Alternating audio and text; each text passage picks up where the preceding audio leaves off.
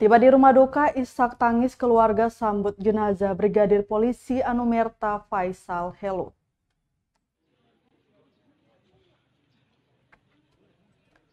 Brigadir Anumerta Faisal Helut tiba di rumah duka di Arbes, Kecamatan Sirimau, Kota Ambon, Rabu 23 Februari 2022 pagi.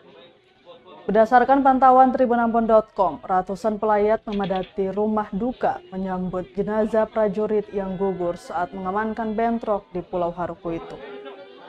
Setelah diturunkan dari ambulans, peti jenazah dibawa masuk ke dalam rumah. Isak tangis keluarga langsung pecah di ruang tamu itu. Istri almarhum terlihat menangis sambil memeluk peti jenazah suaminya yang dibalut bendera merah putih. Tampak pula beberapa keluarga lainnya mencoba menenangkannya dan memintanya bersabar. Jenazah Brigadir Anumerta Faisal Helut tiba di rumah dukanya pada pukul 8.15 waktu Indonesia Timur.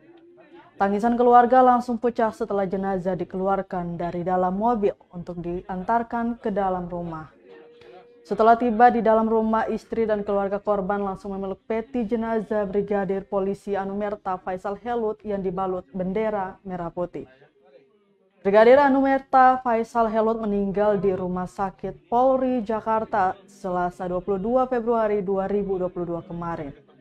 Diketahui Brigadir Anumerta Faisal Helut mengalami luka serius karena tembakan di pipi bagian rahangnya.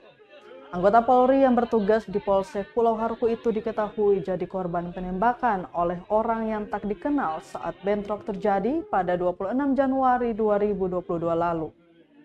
Bentrok antar dua desa bertetangga di Pulau Haruku ini dipicu masalah sengketa lahan. Total korban meninggal akibat konflik tersebut menjadi 4 orang.